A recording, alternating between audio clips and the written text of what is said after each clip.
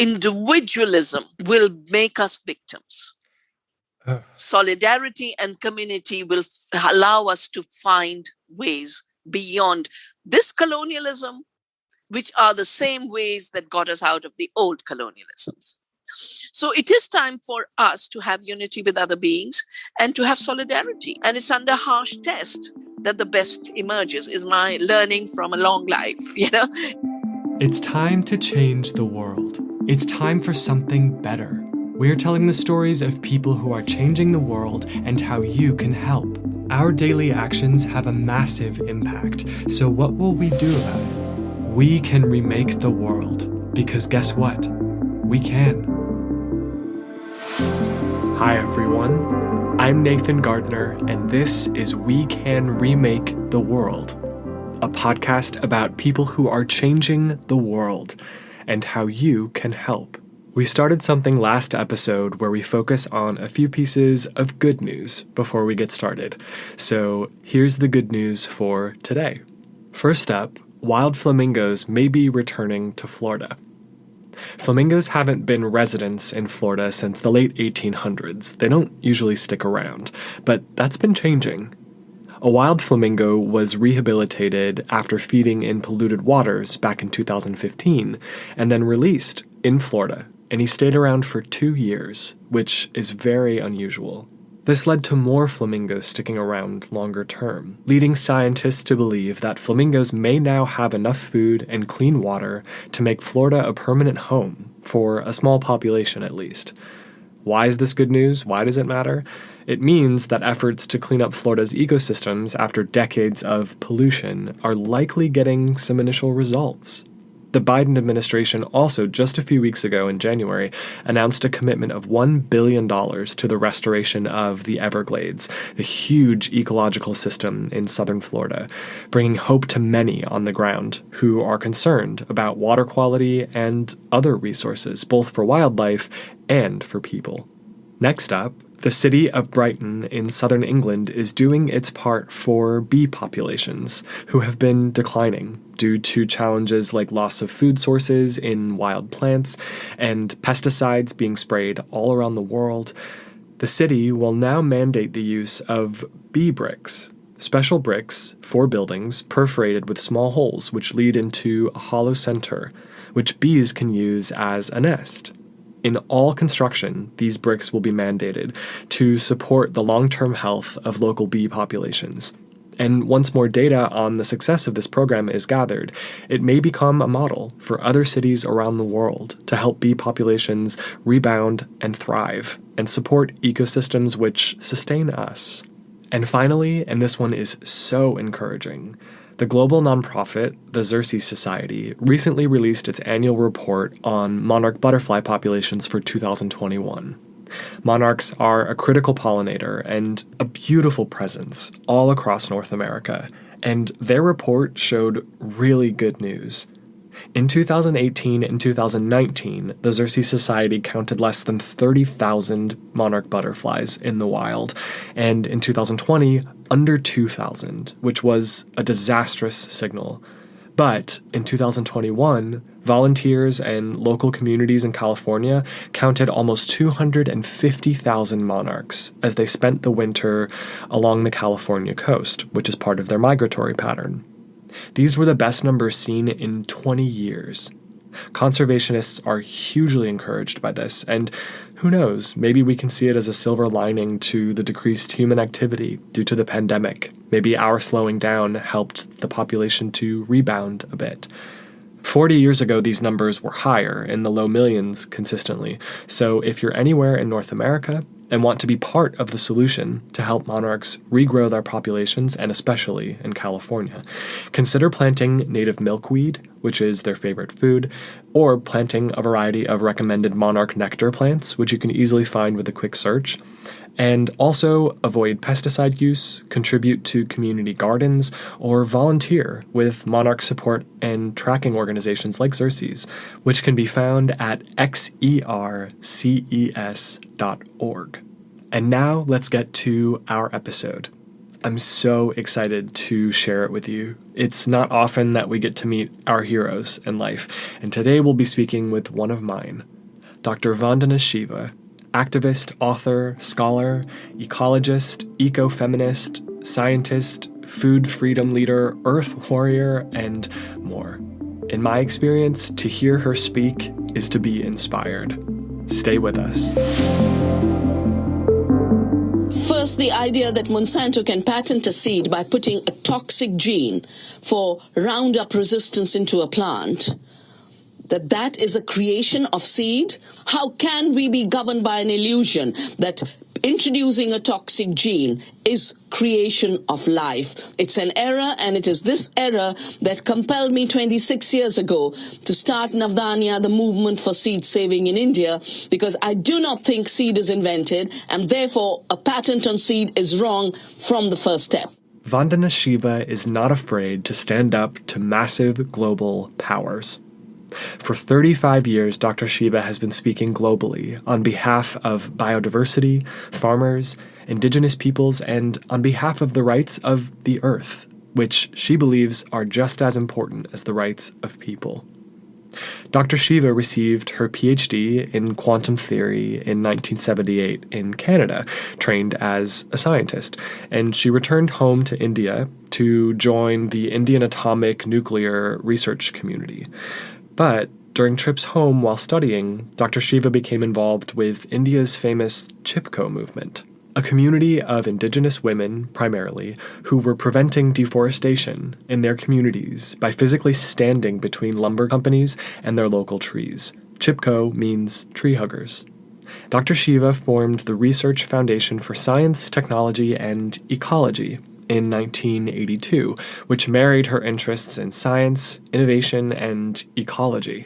While building her foundation, Dr. Shiva learned of the plans of global agribusiness corporations like Monsanto, Cargill, and others to patent life itself by claiming property rights over seeds and plant supplies, therefore trying to control the global food supply from seed to plant in order to generate profit. This alarmed Dr. Shiva deeply and caused her to become a global activist and a prominent speaker over time on issues of ecology, biodiversity, agricultural sovereignty, and corporate exploitation of farmers and indigenous communities. Vandana Shiva formed Navdanya, which means both 9 seeds and new gift, as a branch within her foundation to focus on these issues in her native India. In 1987, I was invited to a meeting in Geneva, and the industry laid out how they wanted to patent seed, they wanted to genetically engineer seed, they wanted to buy up every small seed company, and they said by the turn of the century we will be 5 companies controlling seed and health, agriculture and health. And I thought to myself, that's a dictatorship. And it's a dictatorship not just over human society, but over the earth community. And I just decided then to start saving seeds. If there's any perfect example of another battle between David and Goliath where David won yet again, Vandana Shiva is it. Sometimes called the Gandhi of grains, through campaigning, activism, her writing, and collaboration with local and indigenous communities, Vandana Shiva and Navdanya have contributed to successful legal challenges to the desire of Monsanto and other global agribusinesses to control agriculture in India. On the ground, Navdanya has worked with over 500,000 local farmers, providing them with native organic seeds in exchange for a commitment from the farmers to save and share those seeds to preserve that life, and to share those seeds with other farmers as well. She gives us an example of what one individual can do to build a community movement around the rights of people and nature, to operate free of corporate control and influence. She is a globally respected corporate and government watchdog and has received prestigious awards like the Right Livelihood Award, also known as the Alternative Nobel Prize, which you may remember from our most recent episode, where we spoke with the executive director of the Right Livelihood Foundation, Ole von Uxküll. Check that episode out if you haven't already. That organization is doing amazing things in the world. Dr. Shiva is very clear that we stand at a threshold between following the messages of wealthy corporate interests down a path of destruction, or following the messages of ecological and spiritual leaders who see a path toward renewal and a restructuring of our societies toward something that's much more sustainable and equitable for all of us. And we are honored to have her on the show to talk about the world she sees today and what she sees as far as the next stage happening right now in global corporate exploitation, which is often disguised as progress, and the power that she believes individuals and communities have to stand up to the ideas and practices which destroy the earth and trample human rights in the name of financial profit. Before we get into our interview, I want to just say quickly that some of Dr. Shiva's views may seem a bit controversial to some. But I would ask everyone to keep an open mind. Vandana is no stranger to unchecked power. She's been watching it closely for years, and she's been observing global corporate behavior, tactics, and corporate deception for years. So I would recommend that you don't dismiss her opinions too quickly, even if some of them challenge you. And I would encourage you to dig deeper into everything she says if you're curious. I looked into everything she spoke about, some of which I had never heard before, and found evidence to support it. I think we can even view Dr. Shiva as an expert in the behaviors of global power and in the ideas she explores. She watches more closely than the rest of us, so let's give ourselves the opportunity to learn from her experience if we feel open to it, and to benefit from her belief that the power of the Earth family, which she calls in her native tongue Vasudeva Kutumbakam, is the most powerful force on the planet. More powerful than corporate greed, more powerful than governments who may have been corrupted by corporate interest, and our best solution to create positive change and a better world now. I'm thrilled and honored, frankly, to welcome Dr. Vandana Shiva to our show. Dr. Shiva is a world-renowned author, speaker, scholar, activist, scientist, researcher, pioneer of many important ideas. You name it, she's done it. So thank you so much, Dr. Shiva, for your time. And it's truly an honor to speak to you. Thank you, Nathan. My pleasure. Absolutely. So, Dr. Shiva, in preparing for our conversation today, I read your book, Oneness versus the 1%, which was illuminating. And also, of course, some of these things can be a bit distressing when you realize the scale of them, as far as the power of the 1%, the influence they wield, and their intentions, frankly, as we learn more about what those are. But I think what I came away with most was this sense that we really stand at a choosing point. I think it's something that we've been aware of maybe for several years regarding the climate and conservation and the earth, but it feels like this year, this moment is especially important. And I wonder if you agree and what your thoughts are sort of about this moment in time. I absolutely agree. We are at a watershed moment between the continuity of our species and our humanity, and the extinction of the species in a few decades maybe, but the extinction of humanity in the very short run. Humanity, both for those who are being treated like disposable people. I've studied in Canada. I've done my PhD in Canada, and it was a society that had guarantee of everything. There was no poverty. No one was denied health. No one was denied education. Everyone had homes. It was a distributed prosperity.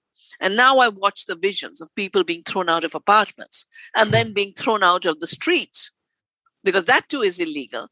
And I say, in such a short time, how could it be that the best of countries could treat their citizens as disposable people?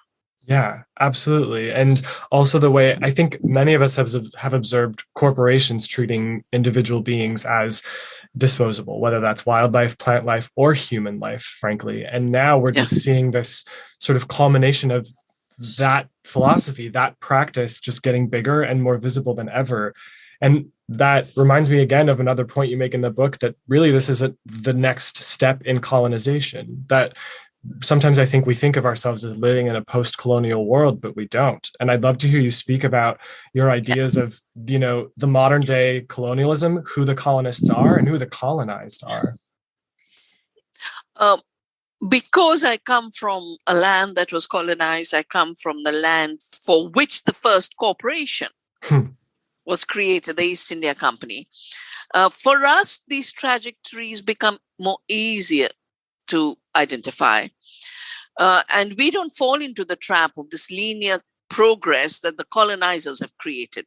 We were primitive. We were backward. While they were stealing our vaccines, vaccination was made in India. They took the idea from here, then banned it in India. Of course. As they have done for so much biodiversity, for so many practices. Steel making, the best of steel making transferred. Shipbuilding. They took the best of shipbuilding and then they banned the shipbuilding in India. So we have watched this over the life of the East India Company. So when the Monsanto say, we are the creators of seed and we will own the seed and no farmer will have the right to save seed, I recognize it as biocolonialism. I recognize it as bioimperialism, as an empire over life. When I watch Bill Gates stand up on the stage at the Paris summit in 2015 on climate, and in 2016, I see him arrive in my country where overnight cash has been banned. Overnight, a land of small money, 2 rupees, 5 rupees, rickshaw puller, a worker, a seller of 5 pieces of cauliflower, all their lifetime earnings stolen. 3 days later, he congratulates India on the war on cash. And then I realized this is also connected. And just as East India Company to Monsanto, Columbus to the biotech industry was a continuity of colonialism, this new mega convergence of the biotech industry, which is the old poison cartel of Hitler's Germany, with the tech giants who have emerged as giants in the last 30 years of deregulation and globalization, largely by never, ever paying any tax. The first World Trade Organization meeting was no tax on information transfer. So here is the biggest money-making endeavor of our times, and they're not taxed. But when I watched our cash being banned, just like Monsanto tried to ban our seed saving, and I watch forcing of digital technologies on children who have universal education under our constitution. And we have, even in the poorest village, the poorest child can go to a physical school. Overnight, you get digital smartphone compulsory. 50% of the children are disenfranchised. So I watch this as the next step of colonialism, which is now all the corporations that have gained illegitimate power through unfair rules of unfair trade, which is called free trade in the typical double speak of our times. Right. Then I say, so this is the new recolonization. But this colonization is deeper. The first round, they took land and gold and spices and textiles.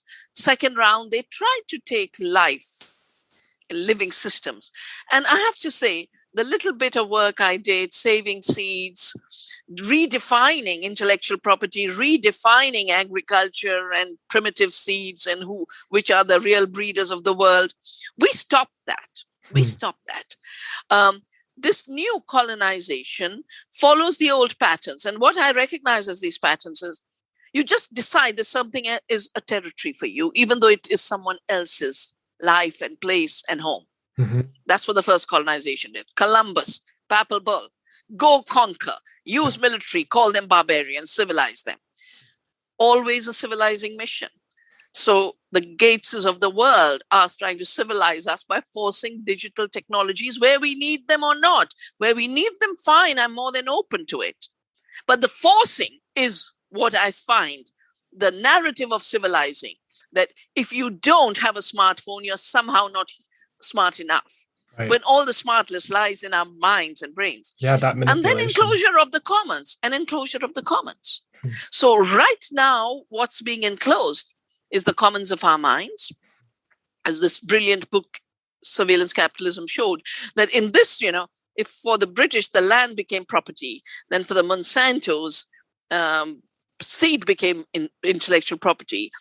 For this age, basically, we are the property, we are the mine, and our data being mined is not just the raw material, but we are then also the supermarket on whom this processed data has to be done to modulate our behavior. So it is the ultimate enclosure of our humanity. Therefore, when I say we face extermination, I mean it both in the ecological and biological sense, but I mean it in the sense of our total being, our being as full autonomous beings who can think, who can make choices, who can care, who can work for justice, who can be compassionate. Those are the values that have kept all beings alive, including human beings, and those are the values threatened with extinguishing. So when I think of the crisis of extinction, it's not just an issue of other species. It's definitely not an issue of only of a biological being, even though that's at stake. Look at the number of people who've died of hunger during the COVID lockdown. Look at the number of people who've lost their livelihoods during the COVID lockdown. Every day I meet a young man who lost what they were doing and are somehow struggling, selling vegetables, driving a little taxi. And this is just the beginning. If you project this process, then there'll be the next. And today they're selling vegetables. They'll try and make that illegal, which they've been trying forever under sanitary and phytosanitary agreement. So it is time for us to have unity with other beings and to have solidarity. And that's why I talk of Earth democracy. I started to talk about it in the lead up to the World Trade Organization meetings at Seattle. But I think more than ever before, individualism will make us victims. Solidarity and community will allow us to find ways beyond this colonialism, which are the same ways that got us out of the old colonialisms. Yeah. I think you make such a good point that it's the same tactics and the same ends for the colonizers. It's just that they have tools now that they've never had, which does give them access to our minds, our way of thinking, our ways of behaving with all of this data, as you said, and with technologies that we're being convinced we need. And I think that's one of the most dangerous tactics that they use to tell us this is good for you. Say to the barbarians, they're too simple to, achieve what we can help them achieve. Say to the farmer that he needs this or she needs this genetically modified seed in order to create enough wealth to survive. It's this tactic of you need us and what we have is good for you. And, how do we see through that? How do we use our discernment to recognize what's real, in ourselves and in each other to build those relationships that you're talking about and overcome this, what's being imposed on us, essentially. So this requires the decolonization of the past phases while we resist this colonization. So I see colonialism having, in a way, three aspects that have to work together to reinforce each other. Of course, there was the colonialism, barbaric colonialism, but then very rapidly in 200 years, paraded as economics. It was never economics. It was always theft.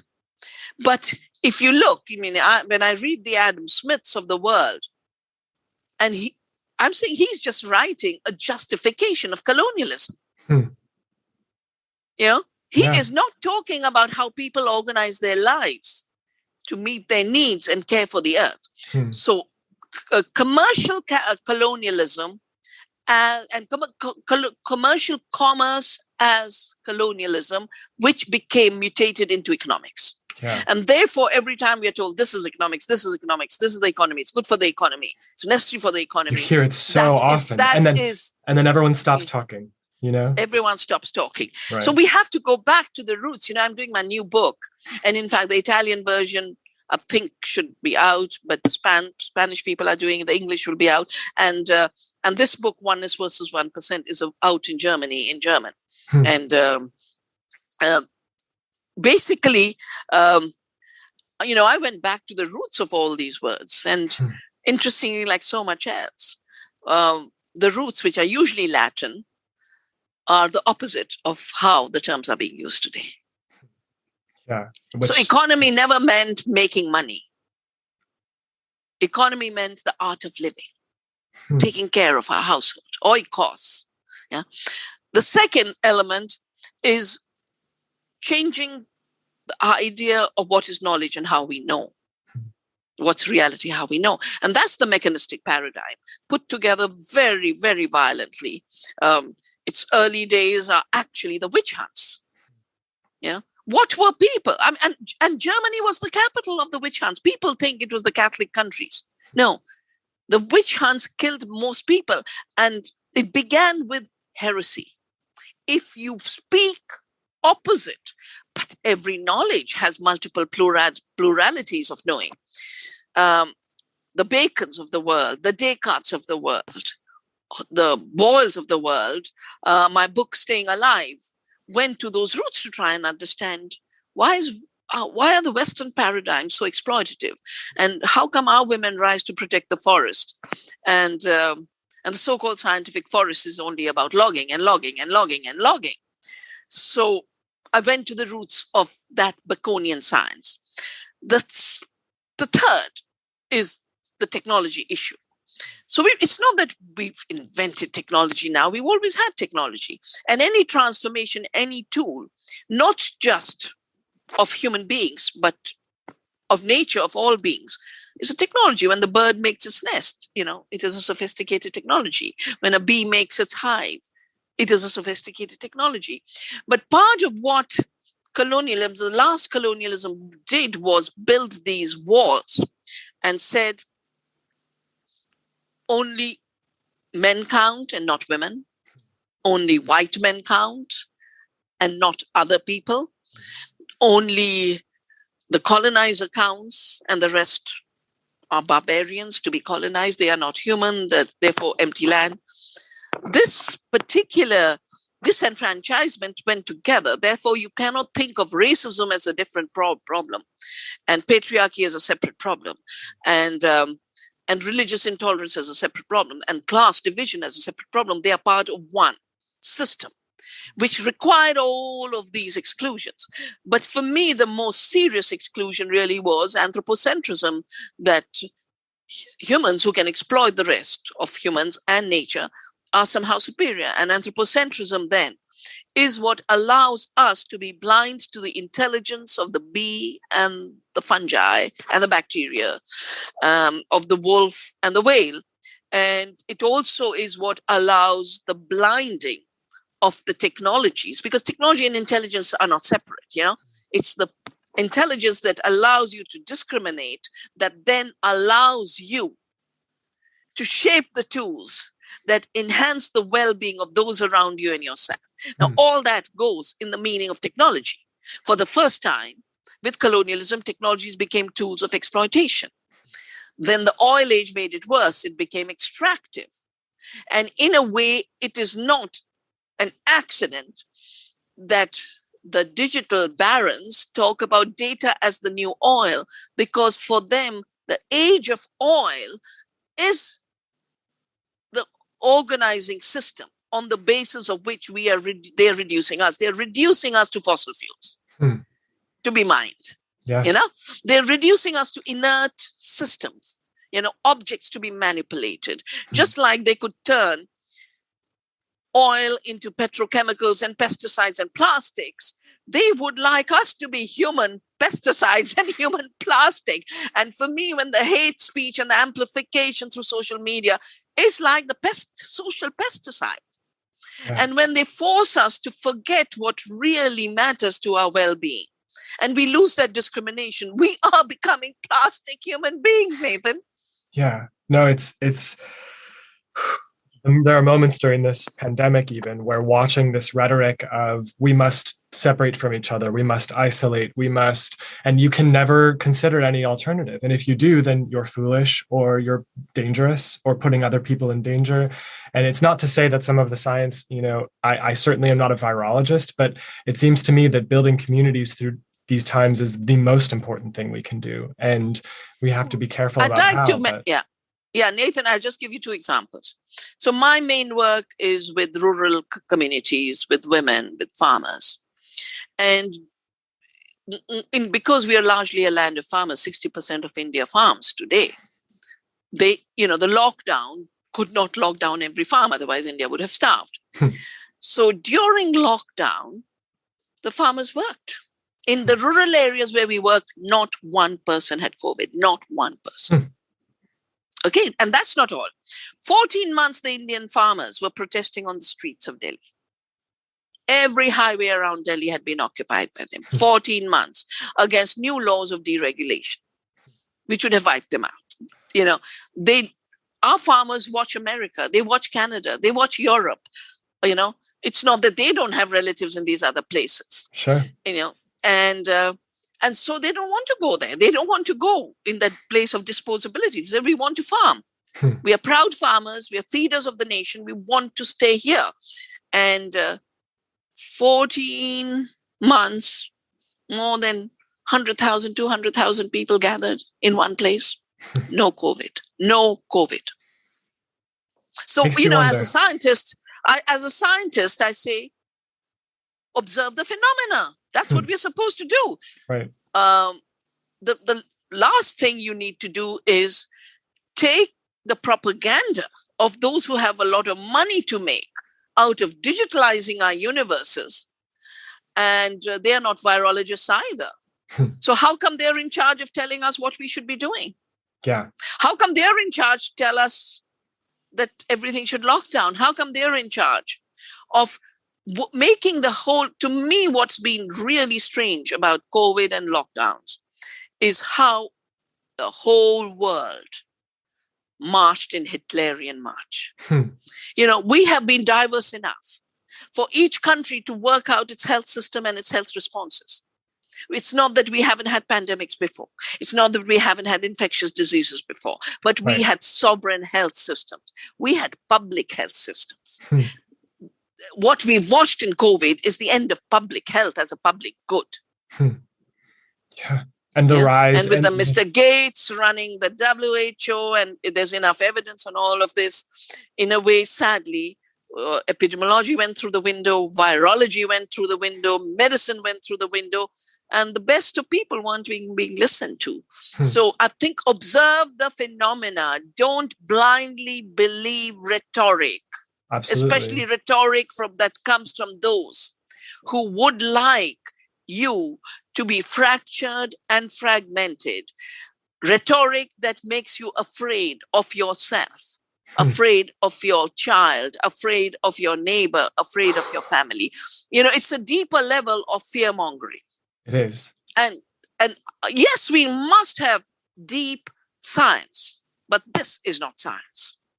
No, you're right. Any fear of self, fear of the self's ability to heal, to be resilient, of connection to others, we should look very suspectly at these arguments being made. And also this raising of a savior of a multi-billion-dollar industry, which is now our only solution, the pharmaceutical industry, is the only way to get us out of this. How is it that we're not questioning that narrative more? The interesting thing is because, for years I have... Hey, so if you're still listening to this episode, you probably enjoy it, which means maybe you think other people would enjoy it too. If so, if you think this story or stories like it would inspire people that you know, please share this episode with them. Send them a link. And if you haven't already, be sure to hit subscribe, leave us a review and a rating on whatever platform you're listening on to help us reach more people, to grow this community of passionate world changers. And thanks, as always, for being here, for engaging with these conversations with us. We wouldn't do it if not for you. Now it's about 20 years. We've had the Earth University in India, and basically learning from the earth, learning how to take care of the earth. And people who come to our Earth University, the Navdanya Biodiversity Farm, have never fallen ill. And they work with the soil, they work with each other. But every time I've had a group of visitors in Delhi, because they are so antisepticized, they fall ill immediately. So beyond a point, chemical killing of that which gives us immunity is the source of disease.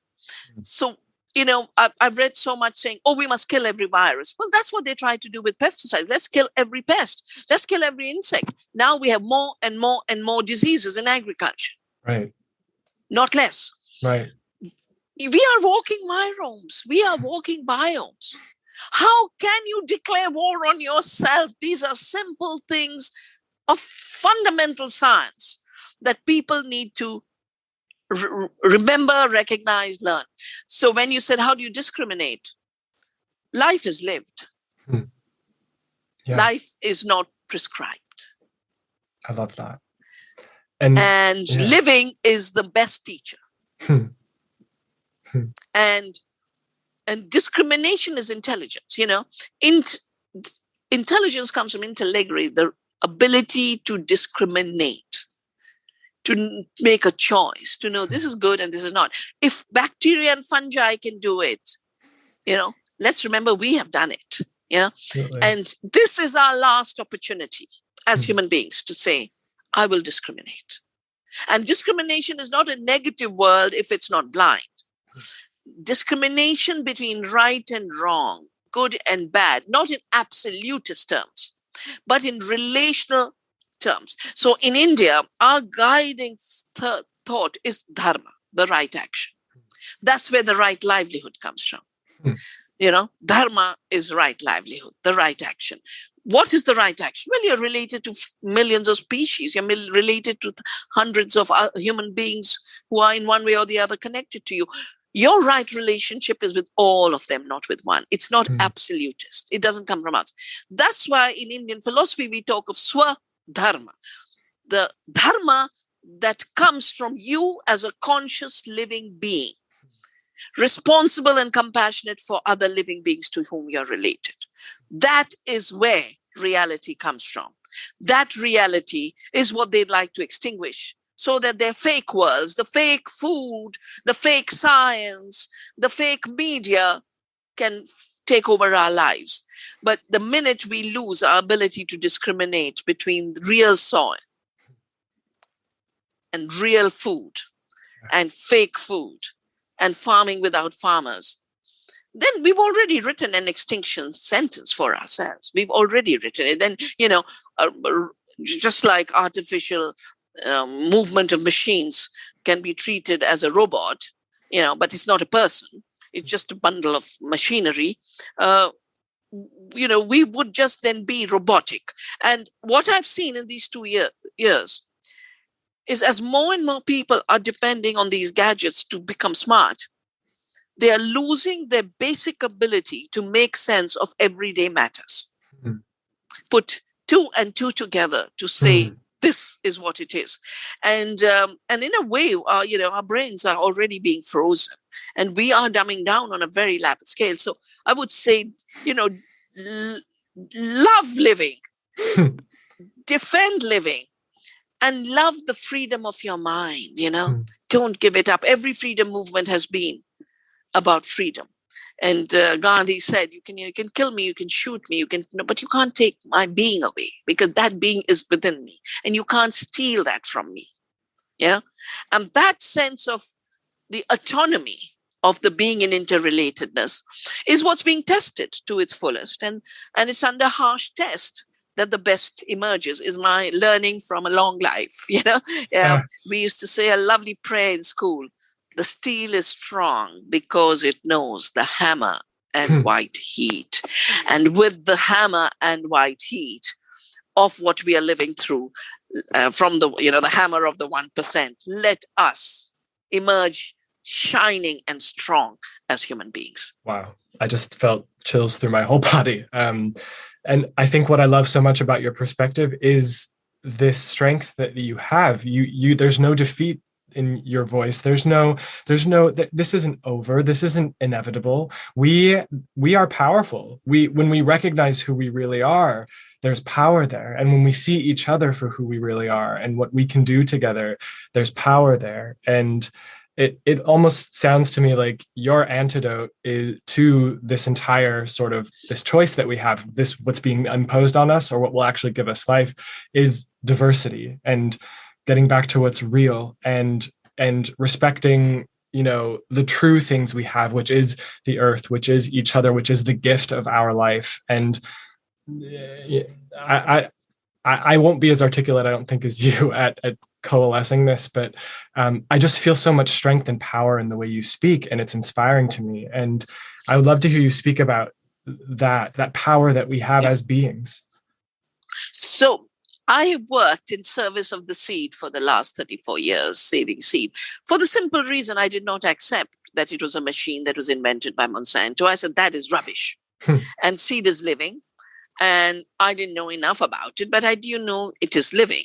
And it's not Monsanto's invention. So what I have learned from the seed is so small. I mean, look at the mustard seed. From the Bible. Look at the sesame seed. And in that is a power. And that power is in us. So the minute we realize we are part of nature and not separate, that nature is not dead, but alive. And it's alive like in my quantum training. You know, in the quantum world, there are no fixed entities. You know, therefore, there is nothing like extermination. There's potential. You cannot exterminate potential. It is lying in the seed. So the seed, you know, I have made seed collections. An old woman said, you know, I used to grow this seed, but 40 years ago I stopped. And because nobody was eating it anymore. And here is a little bit in my little underground seed bank. Try it. And it didn't just grow out after 40 years. It did better than all the contemporary grown seeds. Because, you know, in those days, people used to breed with a lot of care and a lot of love. So latency is not in inertness. You know, waiting for your potential to rise. So I say, okay, the Mr. Gates, time will pass, your time will go. But the second thing, as you mentioned, is diversity and resilience. Diversity is where resilience comes from. And any mechanical thing breaks down. Every living thing heals, repairs, rejuvenates. And that is where I get my foundational hope. We tried an interview on another system and it didn't work. It's true. You know, yeah. I have, how many times the bank can't give you a reply because their systems are down. The airlines can't give you a boarding pass. The systems are down. Well, in mechanical systems go down. In living systems, the potential for life lives on and on and on. And if we were to just keep those two things in mind, no one should despair. Everything should organize to grow life today in their backyard, in a little pot, in the community, and organize. There will be no option outside organizing. Right. And that's why, for me, seed saving, creating communities, seed banks saw us through the last colonial age of Monsanto's bio-imperialism. And, I look at when it started, it was like, my God, they want all the seed of the world. And I went through a chill. I said, what will happen if there's no other seed except the GMOs and patent seed? And I said, no, we can't let it happen. And we started saving seeds. And here the seeds are alive and Monsanto's gone. That's true. Shouldn't we take some kind of message from that? Let's think of a decade from now. Let's think of 2030. Not in the vision of the great reset of the rich, cruel guys of this world, but a great reprogramming with intelligence and compassion of humanity in concert with other beings. We can do it. Yeah. It's totally doable. Yeah. And I love also, I find inspiration in the history of India with the Satyagraha movements of Gandhi, the people's movements, which really grew out of this solidarity with other real people, and the end of the East India Company, which was brought about by people. And recently in India with this farmers movement, I think, 333 days of protests. Hundreds of farmers lost their lives to this struggle, but they won. The Prime Minister Modi came out and said, we're not going to roll out these exploitative laws. There's evidence that it works. If we can just build the right connections, and that is where technology becomes our tool. We can build solidarity through that. We can use, it's not innately bad or good. It's how we use it, as I think you said earlier. So we can use that as our tool to connect, to build true relationships, to build true movements of solidarity around these ideas of life and the preserving of it. I want to be mindful of your time, Dr. Shiva, but one thing I really want to ask you about is this idea of Vasudeva Kutumbakam, because it's one of my favorite things that I've heard you speak about. And I really would be so grateful if you'd share what it means to you. Yeah. So, the living earth has many names. She's Gaia. In Greece, she's Pachamama in the Andean countries. She's Erd, I think, in so many European languages. And in India, she has many names, but one of them is Vasundhara. Yeah. And Vasudeva Kutumbakam is Vasundhara's family. Kutumb is family. So Vasudeva Kutumbakam is the earth family. And the earth family is a clear thinking that the bees and the earthworms are not less than us. They are part of the family. Just like a new baby in a family is not a less being. It's just a newborn being. But newness in age doesn't make it less. Height, age, color, gender, religion, none of them make people less and more. Yeah. So beings are being, and at any point of their lives, they are full beings. And then the next step of their life, they're full beings at that step of their life. So Vasudeva Kutumbakam is really about the democracy of all beings. That's why when I wrote a democracy, I took inspiration from Vasudeva Kutumbakam. But for me, it's been the guidance when I fight a Monsanto who wants to own and patent life. I say, Vasudeva Kutumbakam, you can't own your family. You can't turn your family into property, even though you've had distorted societies that try to do that. Vasudeva Kutumbakam, that you cannot manipulate other beings, that they are your family, so you have to live in partnership with them. And, in a family has harmony only when you accept all the strange behaviors each of us has. And, harmony is when you say, this one has this little twist. Yeah, we live with it. And this one has this crankiness and we live with it. And that ability to live with this diversity of being is what makes family. And to live with the diversity of beings of the earth is what makes the earth family. And every step of the new colonialism, if the old colonialism was to take over what's there, the new colonialism is take over what's there by twisting it and manipulating it and engineering it and saying, you aren't good enough. And I will make you a superior being to yourself. And that's why Vasudeva Kutumbakam is a brilliant guide on how to live on this earth in a way without harming the earth, harming other people, letting them enjoy their share of the earth's gift, and enjoying your share of the earth's gift. We have a very beautiful Upanishad, short Upanishad. I think the first stanza is, this universe and earth is for all of us, and it's sacred and it's divine. And enjoy the gifts. It says enjoy the gifts, but without greed. Recognizing that others have their share. And when you take from others, when you take more than your right, you are taking others' share, you're taking from other humans, you're taking from other beings, you're taking from future generations. And therefore it's theft. Yeah.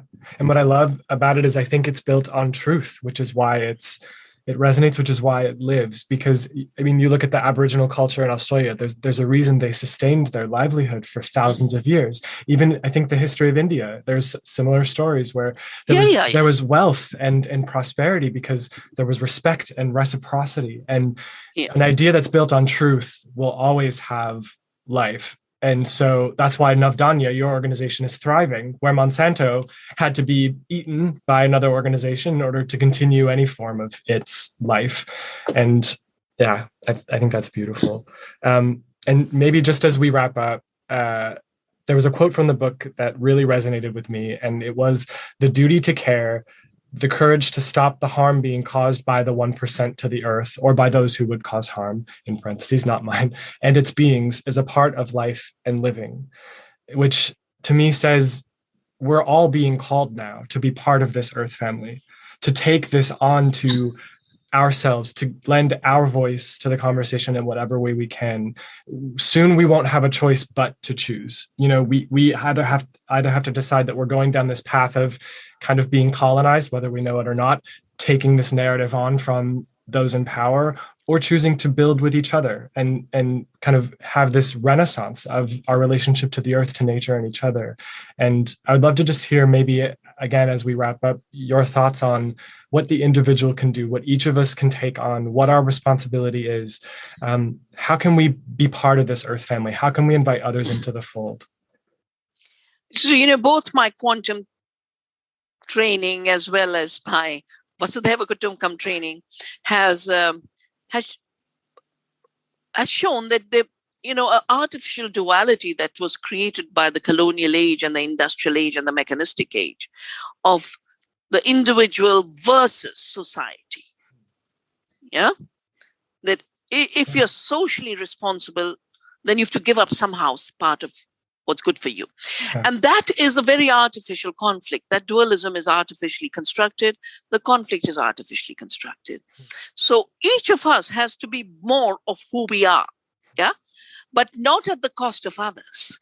In fact, by taking care of others and not just avoiding harm, but going beyond and saying taking care. And if that is the case, then sovereignty and relationship go hand in hand. And because autonomy, sovereignty, and relationship go hand in hand, the individual's responsibility is the responsibility to everything around, knowing that the more you give, the more you receive. All indigenous cultures, whether it's the Native Americans or the Aboriginal Australians or the Indian society, we grew prosperity by giving. Every mother creates prosperity by giving.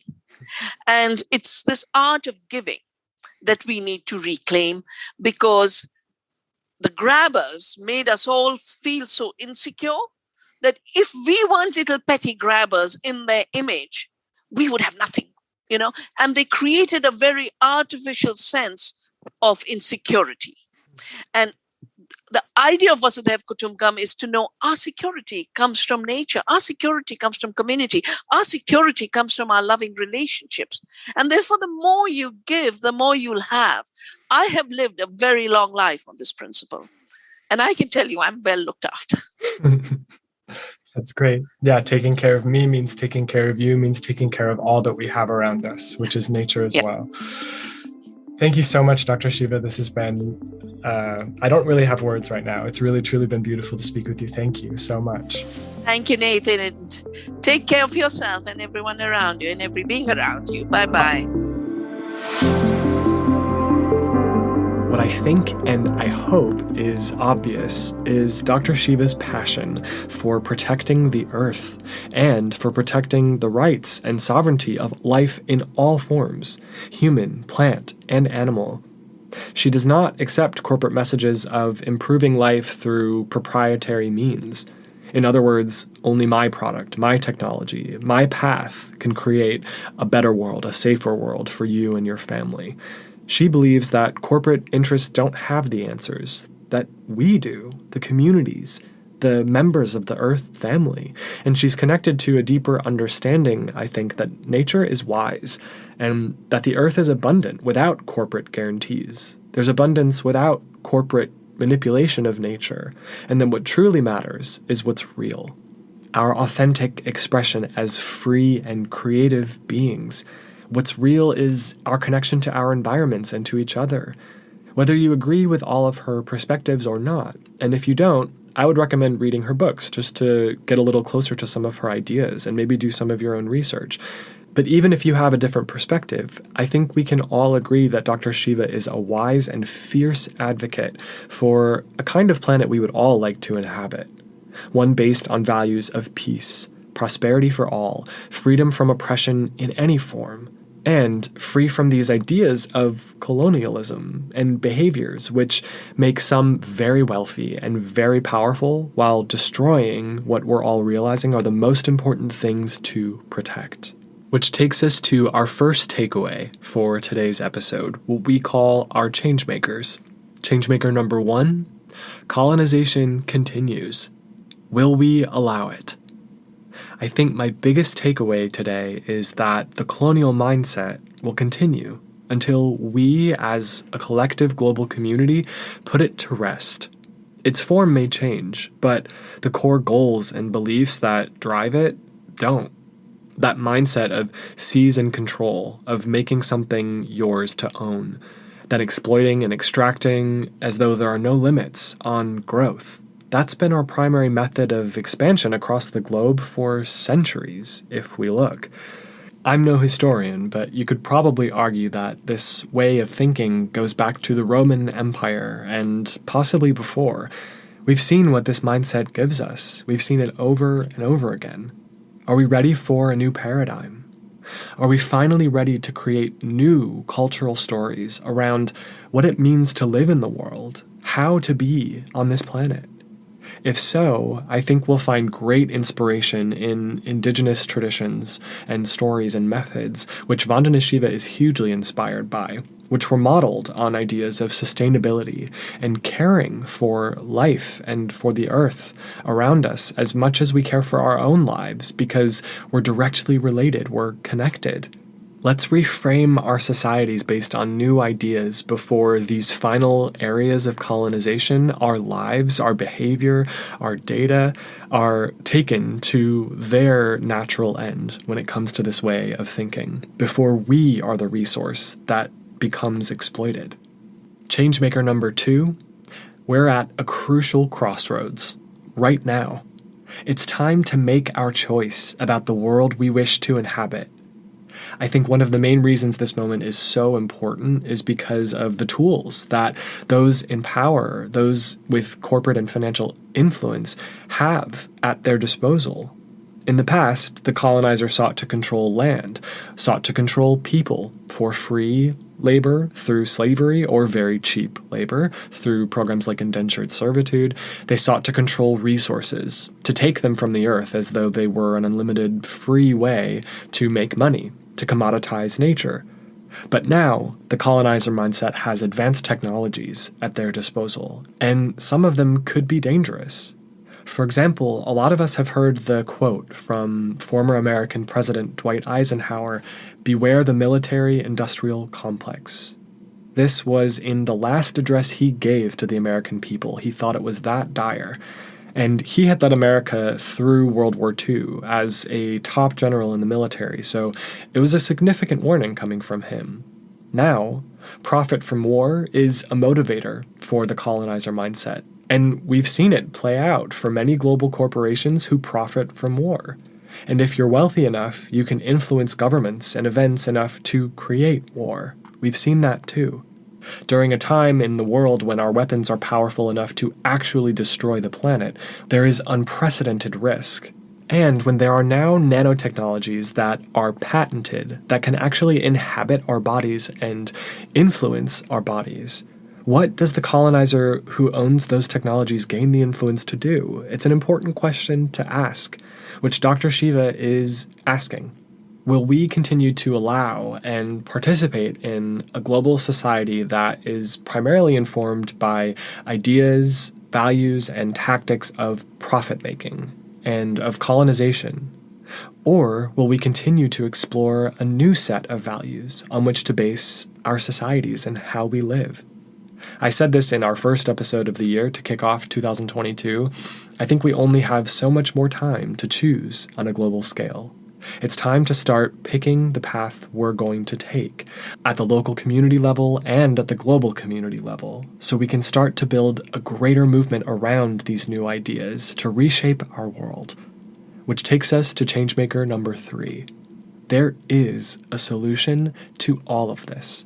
There's a next stage in the evolution of democracy into an earth democracy, as Dr. Shiva calls it.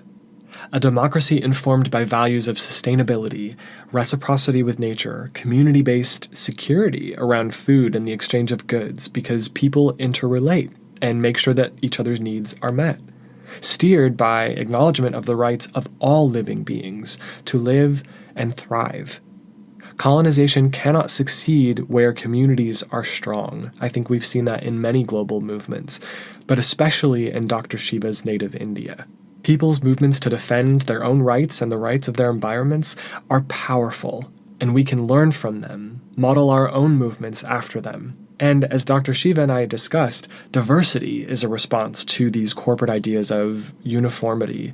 Uniformity in crops, uniformity in our approaches to life, to work, to business, to the production of food. We can rally around the same ideas and values, but then invent our own individual local solutions based on our needs and identities, and then collaborate and share and compare success stories around the world. Dr. Shiva mentions divide and conquer often as the tactic of the colonizer, and a divide and conquer strategy holds no power over a family bound together by their relationship to each other and the earth, led by respect for themselves and each other and the earth and all life. Divide and conquer can't work on people who will not be divided by false perceptions of what makes us different. When all races of people from all backgrounds agree on these certain values by which to live and share the earth, these artificial separations created by things like racism and religious intolerance and gender conflict will disappear, and divide and conquer will just get weaker and weaker until it goes. But it's up to us to build that community strong enough to withstand divide and conquer in all of its forms. Here's what you can do today. Educate yourself and engage. Engage with conversations that ask questions about the world and how we live in it and how we could do things differently. Join this Earth family that Vandana Shiva talks about by making issues of ecological and environmental protection personal for you. Learn more about the conversations going on around the world and in your community, and choose your path forward as you do, as far as how you want to get involved. Start conversations where you are. There's actually a really exciting opportunity for all of us this week to be part of this conversation. There's a film festival I just learned about called the Shift Your World Film Festival, which features short-length and feature-length films, some documentaries, some stories, focused on topics of global community and indigenous voices and our relationship to nature and to the earth and questions of human rights. And it's free. It's all the topics that we've been talking about today. They're actually featuring a brand new film all about Dr. Vandana Shiva and her life and her life's work called The Seeds of Vandana Shiva. And this film will be available through the festival alongside several other inspiring films. Some of them are nominated for Academy Awards. The festival takes place this weekend from February 17th through 20th, and you can sign up for free to watch any of the films being shown at shiftyourworldfilmfestival.com. Just put your name and email in, you'll get a free pass, and you can watch digitally as the films air live. Or, if you want to watch on demand after the festival, you can also purchase a pass for $49, I believe, at the moment, providing access to all films and also extra content for, I think, 2 or 3 weeks after the festival is finished. I'm not getting paid to talk about any of this. I just think this film festival is really awesome, and I cannot wait to watch this film about Dr. Shiva specifically, and the timing just works out kind of perfectly, that it's this weekend as we're airing our episode. So totally unplanned, total coincidence, but check it out if you're interested in these conversations and if you want to learn more.